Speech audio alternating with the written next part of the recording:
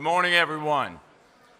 I'm Glenn McConnell, College of Charleston president. Today is a great day for the College of Charleston, particularly our athletics, as we officially introduce our new athletics director. Before I do that, I want to recognize and thank some people. Here with us today is our new Board of Trustees chairman, David. Hey, David.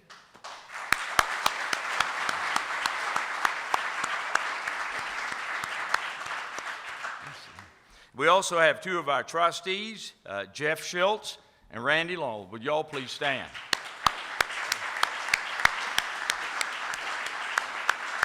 I want to thank y'all for joining us. I also would like to recognize Rick Hart. He's the athletics director at Southern Methodist University. Rick, welcome to Charleston and the college, and thank you for joining us. Where are you? Please stand so we can properly.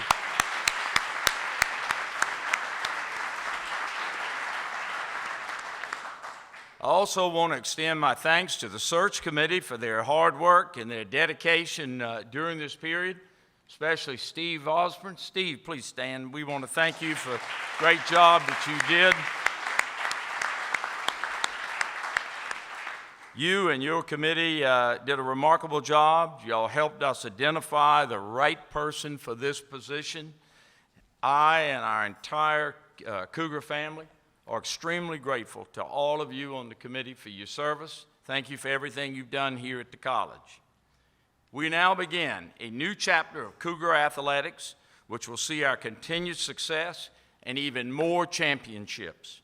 At this time, on behalf of the entire College of Charleston community, it is my pleasure to introduce our new athletic director, Matt Roberts, and his family, Amanda and Carter. If y'all would.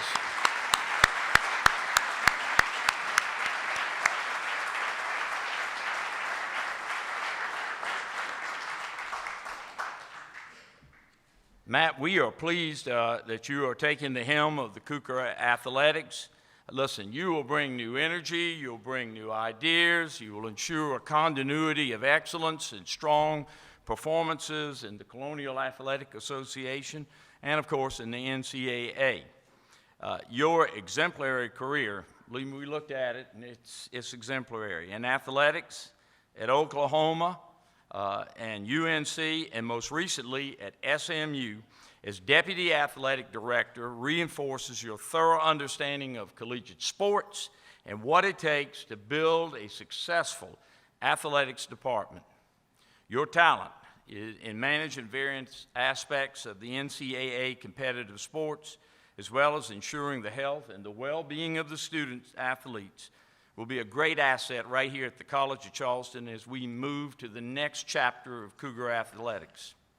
I'm confident you're prepared for this great success.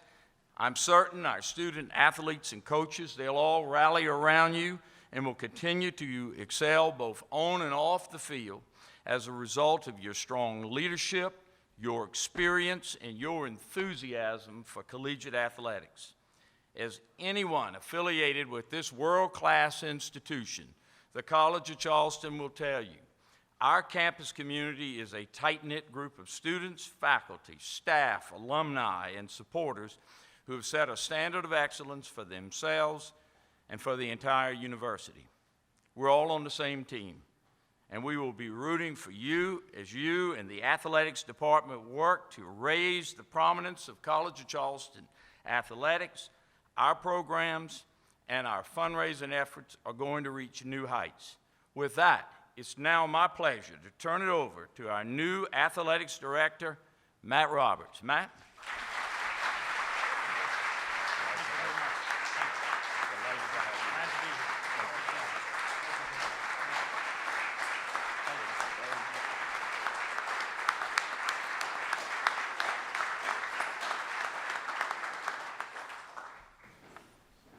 Well, it's almost afternoon, so I'll just say good afternoon, and let's hope my remarks don't take us past that afternoon mark.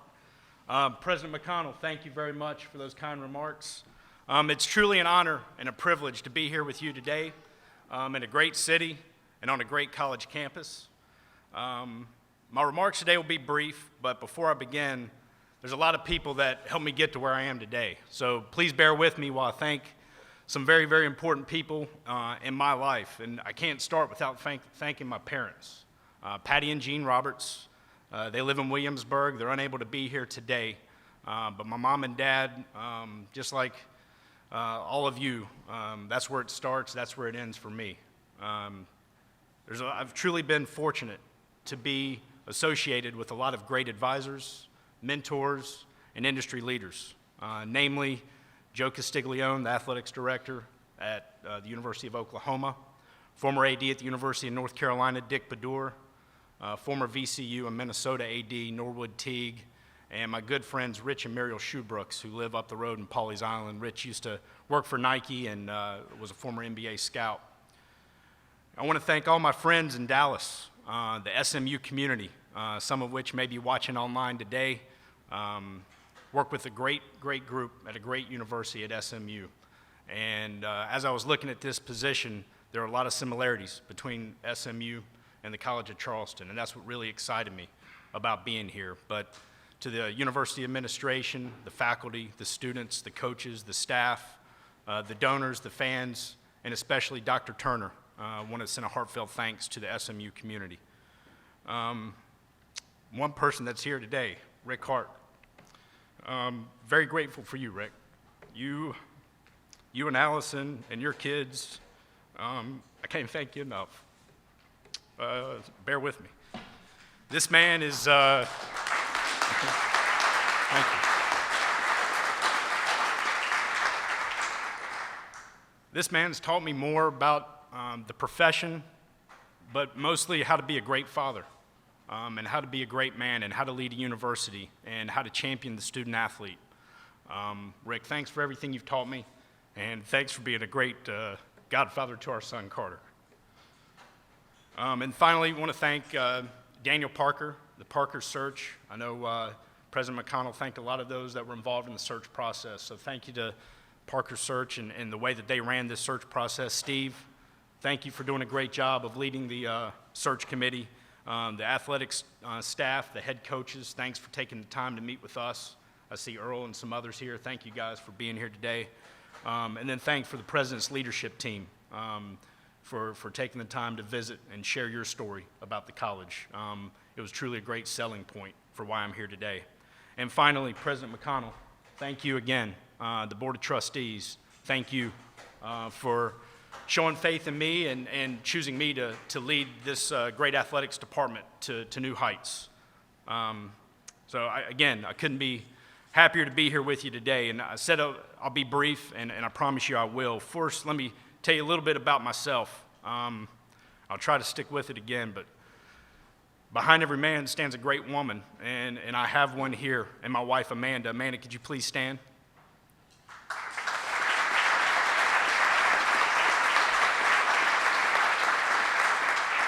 So Amanda's without question the greatest accomplishment in my life, and the fact that we have such an awesome son, our 2-year-old Carter, and Carter's best friend, Clyde the Cougar. He loves Clyde the Cougar. So we just took pictures, and Carter couldn't get enough of Clyde. He was growling and hugging and doing everything he could. But again, we're ecstatic to be part of this community. I graduated from the University of North Carolina. While I was there, I had the fortunate opportunity to walk on the baseball team. Unfortunately, I could only throw 2 pitches, a curveball and a changeup. I never could figure out how to throw a fastball. So my time was brief as a student athlete, but what it did is it gave me a glimpse into the life of a student athlete, the time constraints, the hours at practice, the dedication it takes to be great. I was then allowed the opportunity to stay on and be a volunteer assistant coach, so it gave me the appreciation of what a coach has to go through. The days, Matt, that you spend throwing BP, especially in the off season, and how tired your arm can get. So I got that unique perspective when I was at the University of North Carolina, that of a student athlete and that of a coach. I then was able to further my education at Ohio University, where I received a master's in sport administration. And as President McConnell said, I was fortunate enough to work at SMU as the deputy AD, and prior to that, the University of North Carolina in Oklahoma.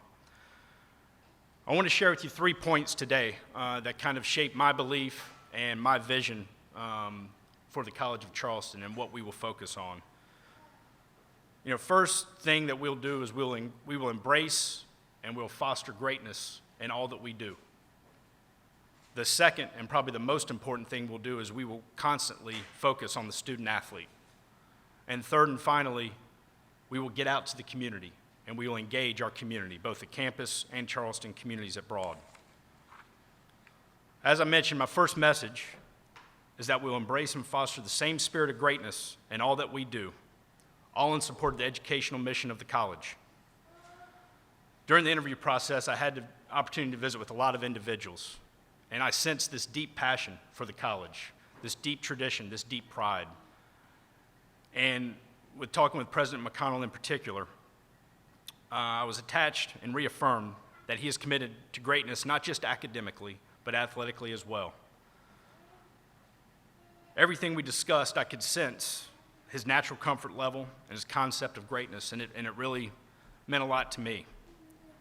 Under the college's strategic plan, we'll focus on continuous improvement and the standards of excellence that President McConnell has brought to the college. We'll graduate student leaders, we'll operate with integrity, we of course will win championships, we'll hire and retain quality coaches, and you know what, at the end of the day, we're gonna have a lot of fun doing it. Fun is very, very important to me. We gotta have fun. My second message is we'll remain focused on the student athlete. That's why we're here. That's why we're at the college. That's why each of us that work here at the college exist. We exist to serve students. As athletics director, our staff, our coaches, every decision we make will remain student athlete focused. It's about the student athlete. I look forward to collaborating with our coaches and staff, faculty, college leaders to ensure that we're focused on the student athlete. We'll work tirelessly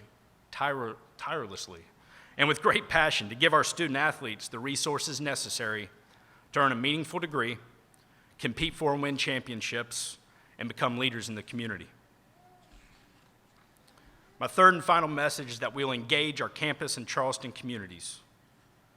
I look forward to leading our staff proactively and passionately engaging the community to maximize the potential we have. And our potential is great, but we cannot do it alone. I'll invite all current and future stakeholders to lock arms and become involved in the success of the program in a way that's both meaningful to them and in alignment with the college's priorities. Before I close, I want to leave you with one final thought. Throughout my career, I've had the opportunity to say yes. Just last week, I had the opportunity to say yes to Steve Osborne as the chair and to President McConnell to become your next athletic director. Today, I stand in front of you on this podium in this historic building to say yes to the college and yes to the athletics department. 4 years ago, I said yes to Amanda Horvath on the beach in Corolla, North Carolina. Probably the most important yes I've ever made in my life. And together, Amanda, Carter, and I say yes to bringing our son and our family to your community and making it our own. We're delighted to be here, and we can't wait to get to work. In closing, thank you again, President McConnell, Board of Trustees, for this tremendous opportunity. We look forward to partnering with the College of Charleston Communities in establishing Cougar Athletics as a model program and accelerating the college's rise to national prominence. I'm extremely excited to roll up my sleeves, partner with our department staff and coaches, and get to work. It's a great day to be a Cougar. Go Cougs.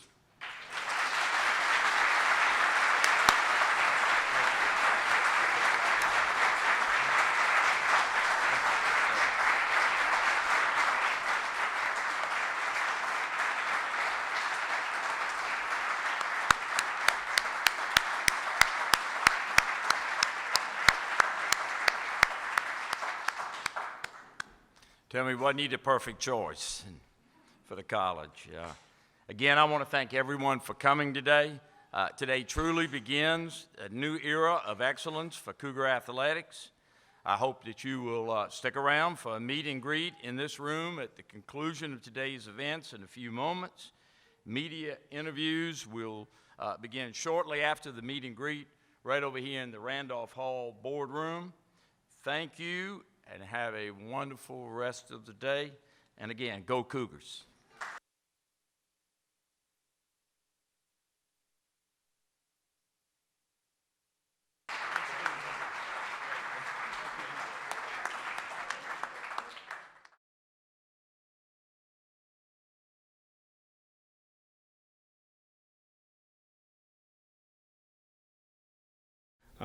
I couldn't be more excited to have my family sitting there in the front row, to have my great colleague, friend, and mentor, Rick Hart, to make the trip to Dallas to be a part of this special day for me is outstanding. And to look out to the crowd and you see Coach Kress, you see Tommy Youngblood, you see our current coaches, some of our current student athletes. What a special day to be here. What attracted you to the school? A lot of things. President McConnell sold me on the school and his vision and what he's wanting to do with the college. The history and success of people like John Kress, growing up in North Carolina.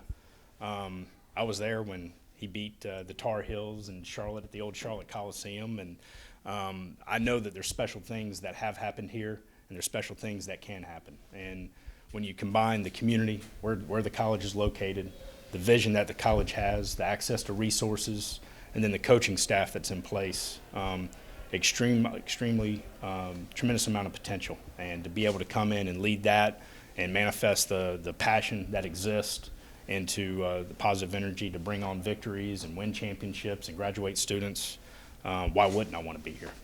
You said you saw some similarities between here and SMU, where you came from. What were those? Right. Again, SMU, when we arrived at SMU, they started to have some recent success in football. Of course, we don't have that sport here, but basketball had some long time success, and but it hadn't had any recently. And I think a lot of that was they didn't necessarily have the vision. They didn't have the leadership to come in and kind of harness what we have here at Charleston, is that great passion, access to resources, where it's located in a great, vibrant, growing community, tremendous academic institutions. So there's a lot to sell. It just hadn't been packaged together. So we saw that at SMU and the success that we've had there in a lot of our sports, but also fundraising, academics, everything, the whole package. I just see that same opportunity that exists here today. What are some of the things you have in plan for the future?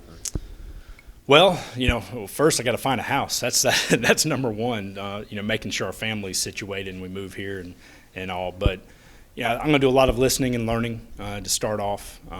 We have a good group of coaches with a lot of pedigree that have come from a lot of good institutions and that have had some success. Some more than others in some sports, but. I believe I need to learn first, learn about the traditions, learn about what we have, what's working, what's not working, and then get to work and formulate a plan that, talks about all the things I spoke with today that can, complement the president's plan for the university. And really, I see athletics as an avenue to raise the university as a whole and to expedite our university's charge and moving forward towards the 250th anniversary in 2020. So I know there's a lot of things that we can do better. I'm learning some things here and there that we can do better, but I expect us to compete and to be the best program in our conference. I expect us in a lot of our sports to compete for championships nationally. So that'll be my expectation.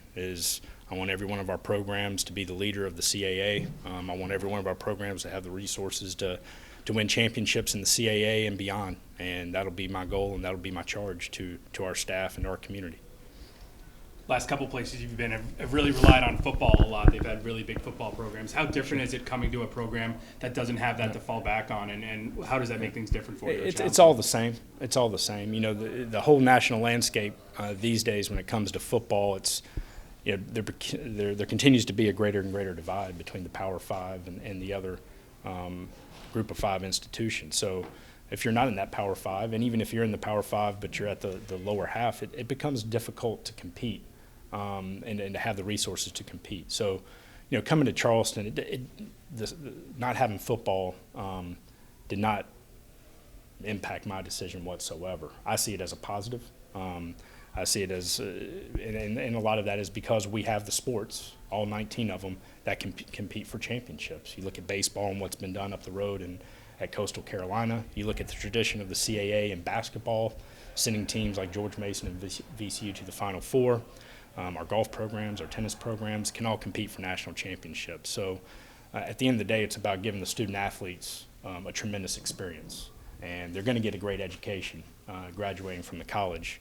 And if we can put them in positions and give them the resources to compete for championships, that's only going to make their experience here that much better. And it's attainable. It's very much attainable. It's been attainable. It's been attained by other programs in the past on the national stage, and there's no reason why we can't do the same.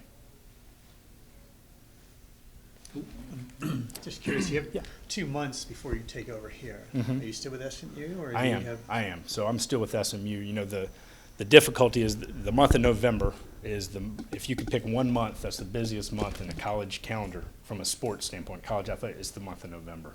And at SMU, we have a new women's basketball coach, new men's basketball coach, a football program that's 2 years old under the leadership of Chad Morris. So it was really important to me to leave SMU the right way.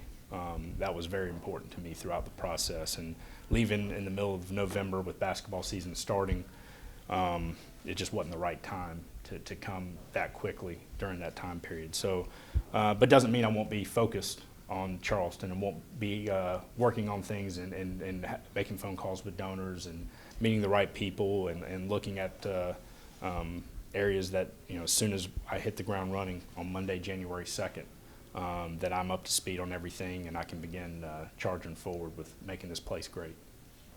If you guys start having success, you know, with a lot of your teams, how do you keep coaches here? I know that, you know, coaches move around a lot. Sure. It's part of the business. But Sure. How do you keep coaches in Charleston?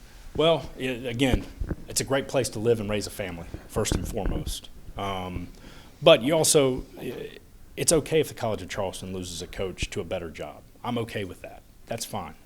You know, there's nothing wrong with, you know, and I want coaches that want that. I want to hire coaches that want to coach at the highest level, if they so choose, of their profession.